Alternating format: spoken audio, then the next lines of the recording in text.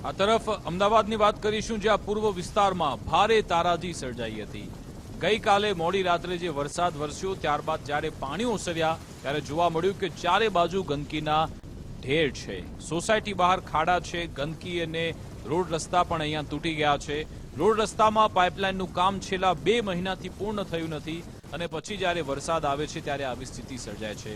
નર્ક જેવી સ્થિતિમાં અમદાવાદના પૂર્વ વિસ્તારના વાસીઓ જીવતા હોય તેવું લાગી રહ્યું છે। મણિનગર જેવો વિસ્તાર, ત્યાં પણ અહીંયા ગંદકીના દ્રશ્યો મોહનકુંજ સોસાયટી બહાર જોવા મળ્યા।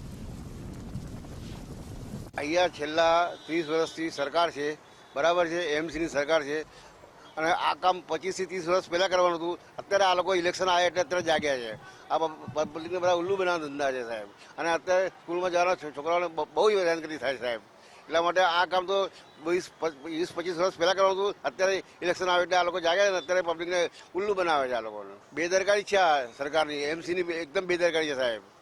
અત્યારે પબ્લિક બહુ હેરાન થાય છે, છોકરાઓ બરાબર સાયકલ એન્જિન પડી જાય છે નીચે। બધી જગ્યાએ આ જ પ્રોબ્લેમ છે સાહેબ એમસી નો।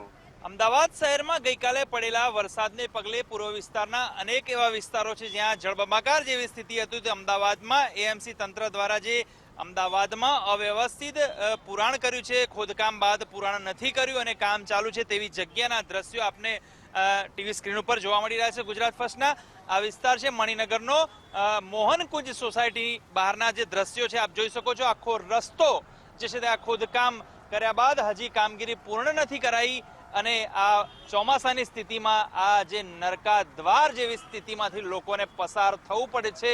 આ છે એએમસીની તંત્રની કામગીરી।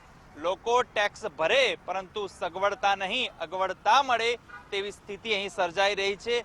ચોમાસું આવે એટલે મોટી મોટી વાતો ચોમાસા પહેલા કરવાની, પાણી નહીં ભરાય, ભૂવા નહીં પડે, પરંતુ જેવું ચોમાસું બેસે પહેલો જ વરસાદ આવે કે ભૂવા પડવાની સ્થિતિ આપ જોઈ શકો છો કે આ અવ્યવસ્થિત પુરાણને કારણે આખો રોડ છે જે ખોદકામ છે બેસી ગયું છે। બીજી તરફ હજી કામ પણ પૂર્ણ નથી થયું એટલે આ વિસ્તારના લોકો ત્રાહિમામ પોકારી ઉઠ્યા છે। મચ્છર અને જે કહેવાય કે ગંદકી એના સાથે મચ્છરના ઉપદ્રવનું કારણ બને તેવી સ્થિતિ અહીં જોવા મળી રહી છે। સોસાયટી છે ને સોસાયટીના રહીશો અહીંથી આ ગંદકીમાંથી પસાર થવું પડે પરંતુ તંત્રના પેટનું પાણી હલતું નથી। એક તરફ જે મોટી મોટી વાતો પ્રી મોન્સૂન કામગીરીની કરવામાં આવે છે ત્યારે શહેરમાં ઠેર ઠેર પૂર્વ વિસ્તારમાં ગઈકાલે પડેલા મોડી સાંજે વરસાદે અનેક વિસ્તારમાં જળબંબાકાર જેવી સ્થિતિ કરી તો અનેક જગ્યાએ ભૂવા પડવાની ઘટના અને અનેક જગ્યાએ ખોદકામ બાદ અવ્યવસ્થિત પુરાણને કારણે રોડ બેસી જવાની ઘટનાઓ યથાવત જોવા મળી છે।